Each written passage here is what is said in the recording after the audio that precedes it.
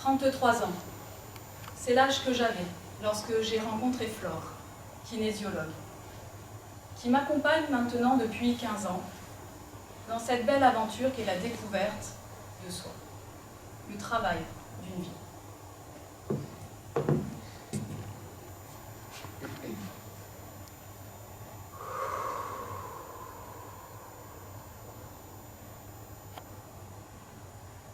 La kinésiologie signifie science du mouvement.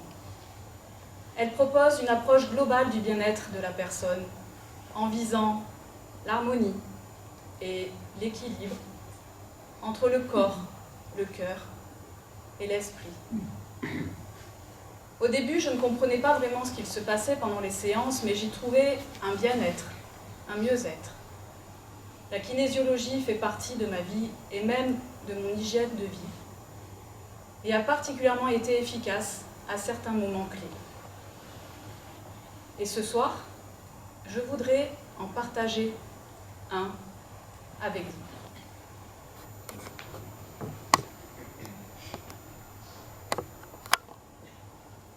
« 24 août 2015. Après 2 heures de jeu, 3 balles de match s'offrent enfin à moi. La première ne sera pas la bonne, c'est raté. Et la seconde, non plus.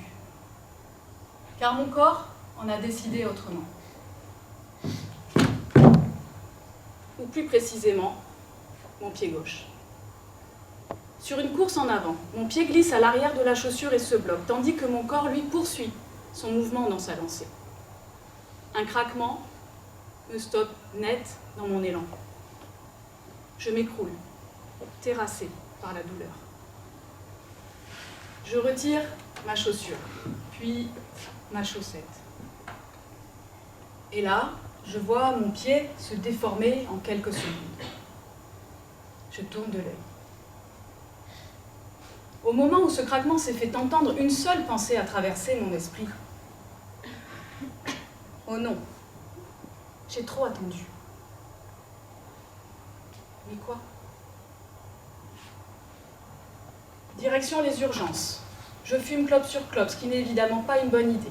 Je suis prise en charge plutôt rapidement, mais pas franchement efficacement. Doliprane, radio, un interne m'auscule, puis finit par me dire « Il n'y a rien, madame !»« Comment ça, il n'y a rien ?»« Non, on va faire une échographie, mais vous n'avez pas de fracture. Je vais vous arrêter 15 jours pour vous reposer. Mais madame, il va falloir marcher. » Quelques jours plus tard, direction l'échographie. Et là encore, même réponse. « Il n'y a rien, ma petite dame. Vous êtes en train de me dire que j'ai perdu mon match, que je suis arrêtée 15 jours et que je ne peux pas poser mon pied par terre, et tout ça pour rien. » Le temps passe, et mon pied ressemble toujours à une patate. Je m'impatiente, je fulmine et manque même de me tuer dans les escaliers, tout ça pour essayer de marcher comme si de rien n'était. Je retourne voir mon médecin, qui n'est ni radiologue, ni échographe et encore moins spécialiste du pied, mais qui de façon très humble et pragmatique, en palpant mon pied, va découvrir ce qui cause mes souffrances. Direction le scanner. Et enfin, 15 jours après ma chute, le verdict tombe. Traumatisme grave du chopard, avec lésions ostéo-articulaires, du naviculaire et du cunéiforme médial. Autrement dit, de nombreux arrachements osseux, le genre de blessure qu'un déménageur se fait en prenant un frigo sur le pied. Et pour moi, début de l'immobilisation et de la rééducation, arrêt de 3 mois. Et une nouvelle vie commence pour moi. Je vous ai dit tout à l'heure que j'avais trop attendu, mais quoi? Certainement de m'occuper de moi, d'écouter la petite voix intérieure qui me disait déjà depuis un moment « ça ne va pas, je ne suis pas bien au travail, mes valeurs ne sont pas respectées ». Comme j'ai l'habitude de le faire depuis que je connais Flore, la kinésiologue, je suis de suite allée chercher la signification émotionnelle d'une blessure du pied. Et là, j'ai franchement eu l'impression qu'on me parlait de moi. Une fracture du pied est le signe d'une révolte contre soi-même ou les autres, ou une situation. Et c'est exactement ce que je vivais. Je voulais faire entendre ma voix et mes valeurs, mais en vain. Comme un cri lancé dans le désert. Cette blessure du pied m'a permis de m'en rendre compte et de l'exprimer. Et le côté gauche a peut-être son importance. Car en médecine chinoise traditionnelle,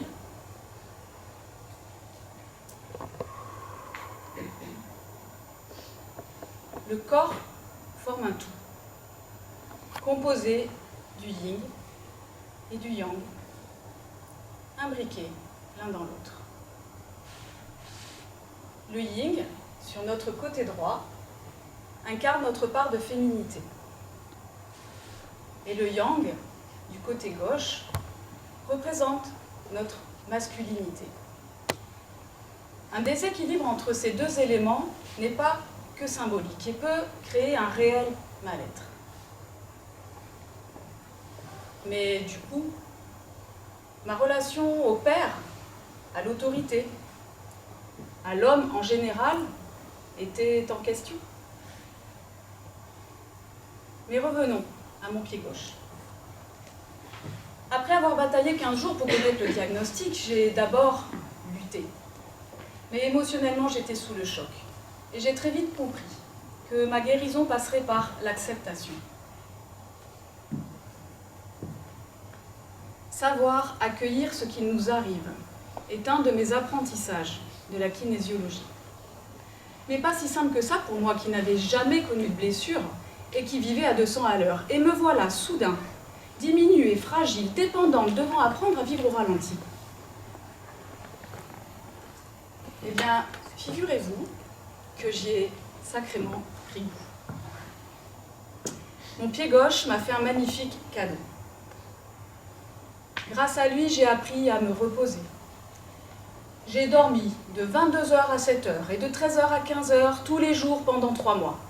J'avais plutôt bonne mine quand je suis retournée travailler, croyez-moi. J'ai appris les rituels. Ma journée était parfaitement rythmée. Une fois les enfants partis à l'école, à moi les émissions de France Inter, la douche, toute une aventure.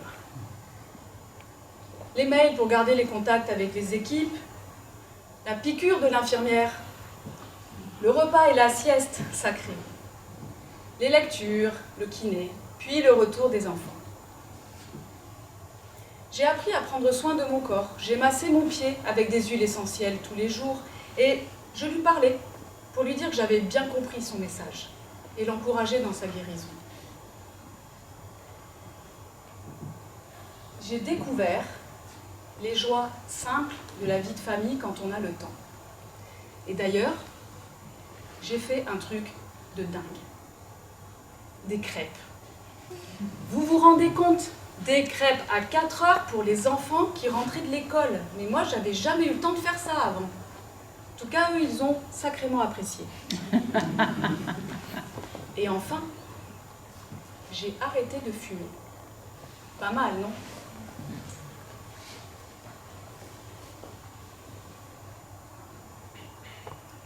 Mais tout ceci n'est que la partie visible de l'iceberg.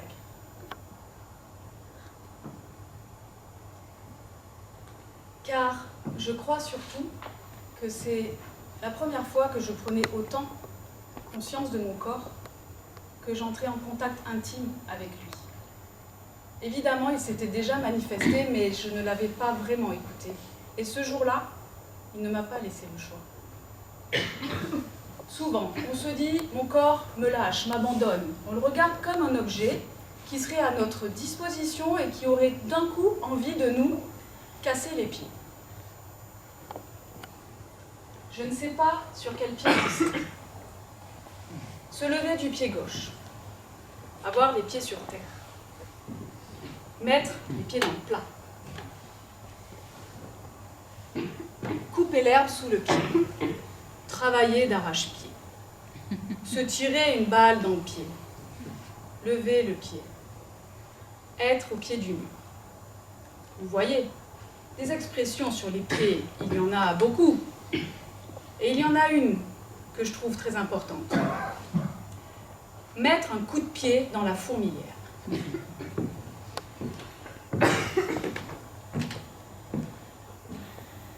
Cette blessure est un marqueur temporel très important dans ma vie.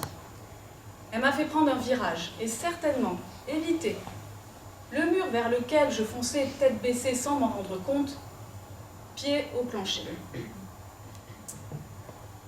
Mon corps ne m'a pas lâché du tout, au contraire.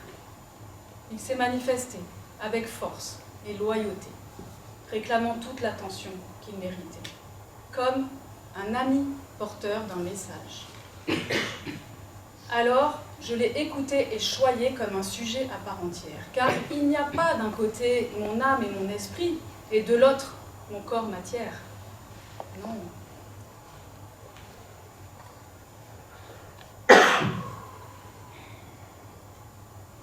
Il y a un tout, moi, avec sa dualité, mon yin et mon yang, mes forces et mes faiblesses, mes parts d'ombre et de lumière. Dans les mois qui ont suivi cette blessure, des changements sont arrivés dans ma vie. J'ai d'abord commencé par me positionner différemment au travail. J'ai pris mes distances avec ce qui ne me convenait plus et j'ai fait entendre ma voix de façon plus juste. Les lignes ont alors bougé et la situation est devenue plus acceptable pour moi. J'ai développé mon intériorité. J'ai appris à m'écouter et à respecter mon rythme, en me connectant davantage à mon corps, à la nature, appréciant le silence, le calme et les plaisirs simples de la vie. J'ai accepté d'être fragile, de me reposer et de parfois devoir me replier pour mieux me déployer et repartir du bon pied. Aujourd'hui, j'apprécie la vie avec beaucoup plus d'humilité et de profondeur. J'accepte ses imperfections, mais je reste toujours autant émerveillée devant son immense beauté. La kinésiologie continue de m'accompagner sur mon chemin de vie. Je suis beaucoup plus à l'écoute des messages de mon corps qu'il y a 15 ans. Je me sens plus solide, plus sereine, face aux épreuves de la vie. Alors c'est pour toutes ces raisons que ce soir, je voulais partager avec vous cette expérience corporelle et cet apprentissage ô combien précieux. Je vous remercie.